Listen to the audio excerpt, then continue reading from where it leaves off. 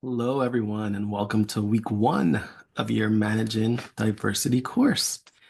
This week, some of our learning objectives will be to learn about and identify the key diversity categories that exist in today's society, a general description of what diversity is, define diversity management, and identify and explain key concepts under the topic or theme of diversity management. Before I get in a little bit about this week's topic, the activities that you need to complete this week, please be sure to review and read all of this week's readings and resources. You'll have a discussion board to complete, you'll have a written assignment to complete, and a reflection video. Also, please be sure to introduce yourselves on the introductory discussion board so that I can get to know you and your fellow classmates can get to know you as well. And please forgive me if you hear my baby in the background. I'm a new dad. I have a son, and he decides that he wants to be a little bit fussy while I'm recording this video. But we are in very interesting times right now where justice, equity, diversity, and inclusion, also referred to as JEDI, is concerned. Um, I'm recording this video in 2025. It's uh, April. And with the recent change in government and the Trump administration, we saw a lot of repeal of DEI programs within the government. We saw it within universities, just widespread, and it has infiltrated beyond just the government because a lot of corporations have also started to repeal their diversity, equity, and inclusion initiatives under this theme that they're not fair. Okay. So that's one of the things that you need to consider as you go through um, this particular course of managing diversity. There have been a slew of executive orders that have been issued by the Trump administration, which directly attack DEI programs. And one of the initial steps that was taken was shutting down all DEI programs within government. And then, like I mentioned, lots of corporations. So you have Apple, Google, Target, um, I believe Home Depot, and lots of other companies uh, outside of the government have also started um, to roll back their DEI initiatives. And some of the companies are starting to feel the brunt and burn of it because Target, um, go look at Target and see what's happening. But there was a little bit of a movement in the Black and Brown community to stop supporting Target because it had rolled back what was one of its biggest DEI initiatives. So usually for Black History Month, Target would have a lot of um, merchandise in its stores to represent minority businesses.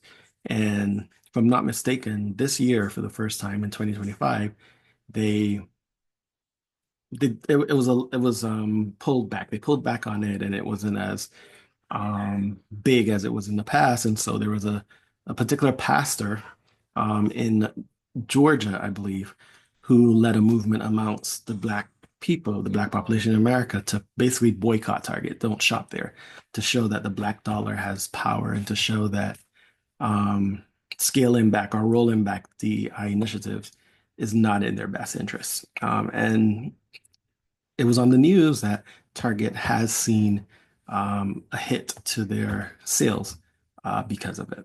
So DEI initiatives do have an impact on organizations. So that's one of the things that you need to consider. When this course was built, it was a few years ago when the initial course was built, DEI initiatives were a mandate.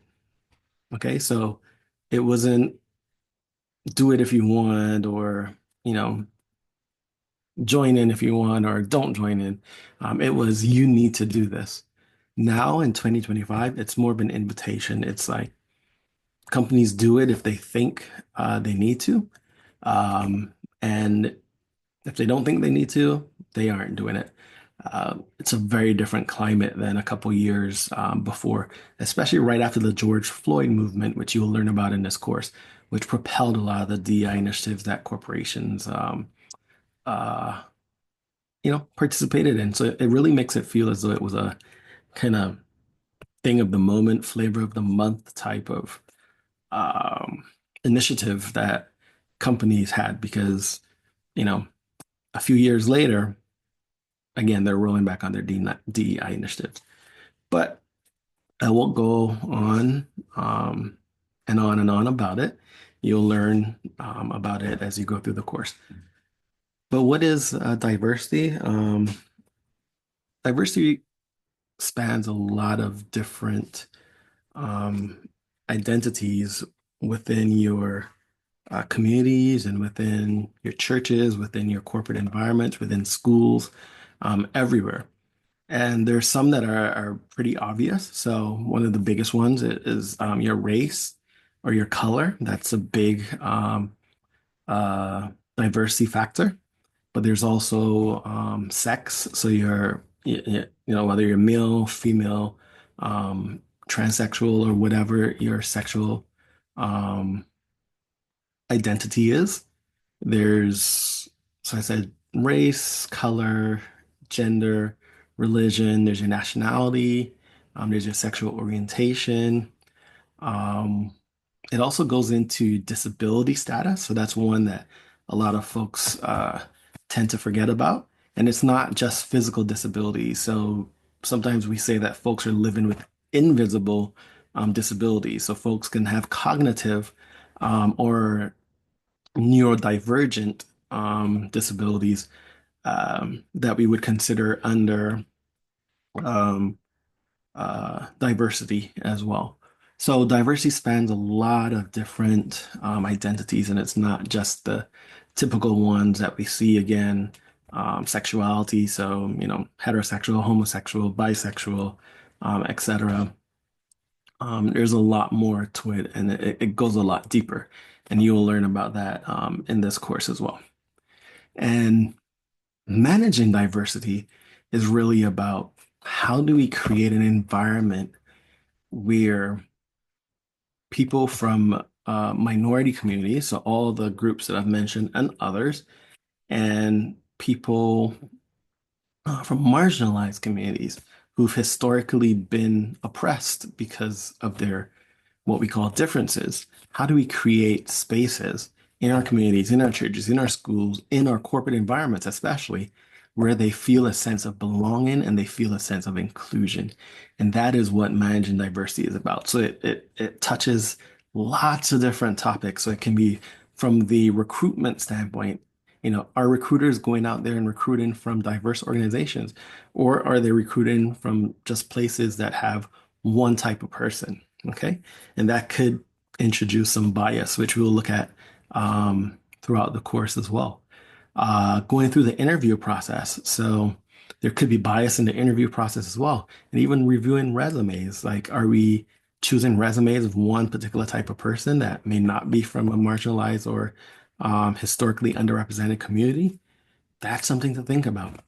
And then when the person comes on board in the company, are we providing equitable strategies for them to succeed in their role within the company?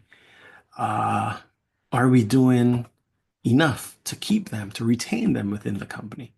When it comes to performance management, are we assessing them the same as other non-minority individuals?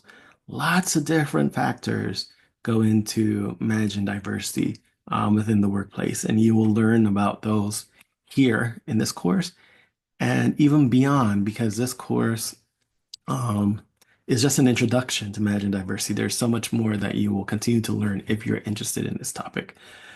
So that's all I have for you this week. It's an interesting space to be in. It's a very interesting area to learn and understand and to make an impact in. And I hope that you all will make an impact by the end of this course and beyond. So get right on in. I hope you learn a lot. And please feel free to reach out if you have any questions. Thank you.